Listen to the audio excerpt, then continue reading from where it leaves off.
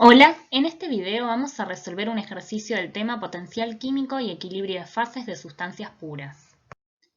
El ejercicio dice, a presión de una atmósfera y temperatura de menos 78 grados centígrados, el potencial químico del dióxido de carbono sólido coincide con el potencial químico de su vapor. El punto triple del dióxido de carbono tiene coordenadas de temperatura menos 56,4 grados centígrados y de presión 5,2 atmósferas. El ítem A pide esquematizar en los diagramas presión versus temperatura y entropía versus temperatura el calentamiento cuasiestático de un mol de dióxido de carbono a la presión de una atmósfera desde menos 90 grados centígrados hasta menos 50 grados centígrados. En primer lugar, realizaremos el diagrama presión versus temperatura, esta última expresada en unidades de grados centígrados. Conocemos por los datos del problema que el punto triple del dióxido de carbono tiene coordenadas de presión 5,2 atmósferas y de temperatura menos 56,4 grados centígrados. Sabemos que en este punto van a coexistir las tres fases, es decir, sólido, líquido y gaseoso. Por otro lado, también podemos marcar la transición sólido-gaseoso, ya que conocemos que a la presión de una atmósfera y a la temperatura de menos 78 grados centígrados coexisten las fases sólido-vapor. De esta manera, conocemos las zonas de estabilidad de cada fase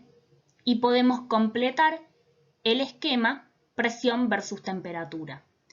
sabiendo que la transición sólido-líquido tendrá una pendiente positiva, justamente porque el volumen molar del líquido es mayor que el volumen molar del sólido, como ocurre con la mayoría de las sustancias puras.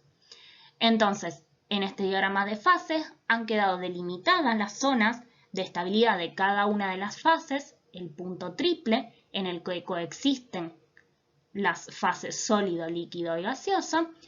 y el punto de sublimación, o también denominado temperatura normal de sublimación,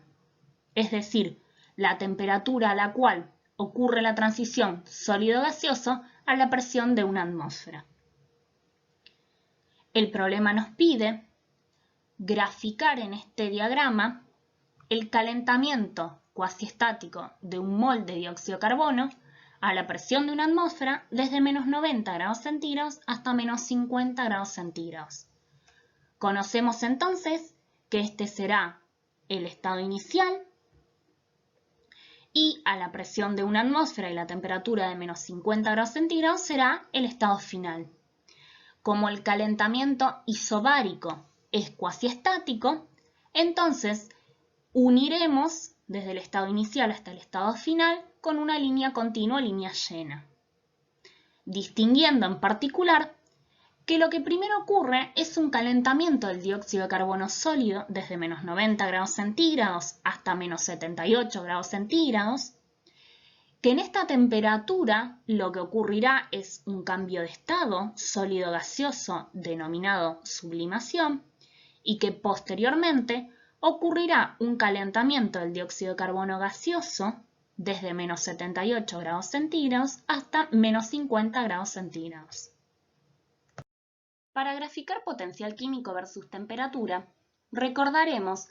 que el potencial químico es una función monótona decreciente de la temperatura, es decir, que este gráfico estará constituido por diferentes rectas, todas de pendiente negativa. Sin embargo, cuán pronunciada sea la pendiente dependerá de la entropía molar del estado de la materia que estemos analizando. Conocemos que de acuerdo al desorden molecular, la entropía molar del estado gaseoso es mucho mayor que la entropía molar del estado líquido, y esta última mayor que la entropía molar del estado sólido. Por lo tanto, de acuerdo con esta tendencia, iniciaremos graficando una línea recta con pendiente ligeramente negativa correspondiente al estado sólido. Luego graficaremos otra línea recta, en este caso con una pendiente negativa ligeramente mayor, y finalmente graficaremos la recta correspondiente al estado gaseoso con una pendiente negativa mucho más pronunciada. La graficamos a la izquierda de la intersección de las rectas del sólido y líquido, debido a que conocemos que a la presión de una atmósfera el dióxido de carbono sublima. Es importante tener en cuenta que la intersección de las rectas sólido-gaseoso se da a menos 78 grados centígrados, ya que es la temperatura de sublimación a la presión de una atmósfera. Ahora sí podemos graficar la evolución desde una temperatura inicial desde menos 90 grados centígrados hacia una temperatura final de menos 50 grados centígrados, nuevamente uniendo entre el estado inicial y el estado final con línea llena porque es un calentamiento isobárico cuasi estático. Ahora pasaremos a esquematizar la evolución en el diagrama entropía versus temperatura, teniendo en cuenta lo comentado anteriormente.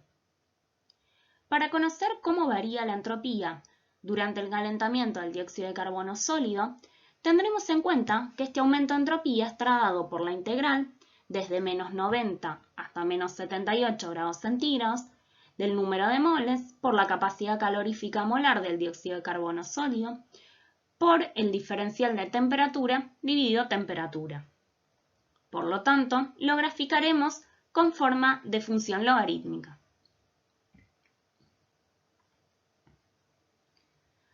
Durante el cambio de estado, la variación de entropía estará dada por el cociente entre el delta H de sublimación y la temperatura de sublimación expresada en Kelvin,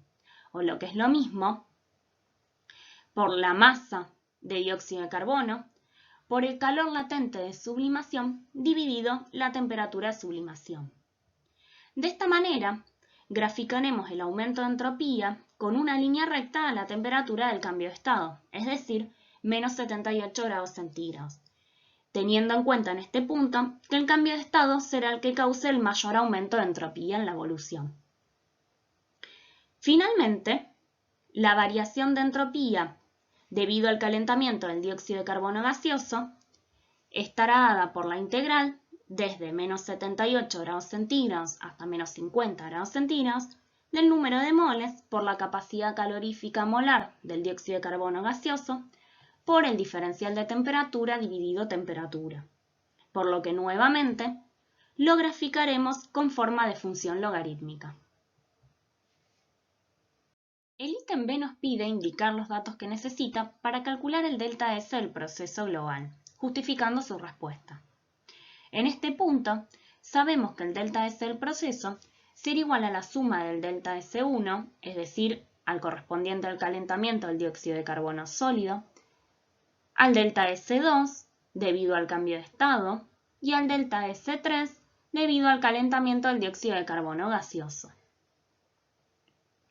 Habiendo analizado cómo calcular cada una de estas variaciones de entropía, podemos darnos cuenta que necesitaríamos conocer la capacidad calorífica molar o el calor específico del dióxido de carbono sólido, el delta H de sublimación o el calor latente de sublimación, y finalmente la capacidad calorífica molar o el calor específico del dióxido de carbono gaseoso. Finalmente, si bien el problema no lo pide, si nosotros tuviésemos que calcular las variaciones de entropía, debemos resolver las integrales utilizando temperaturas absolutas, es decir, que tendríamos que expresar las temperaturas en Kelvin y no en grados centígrados.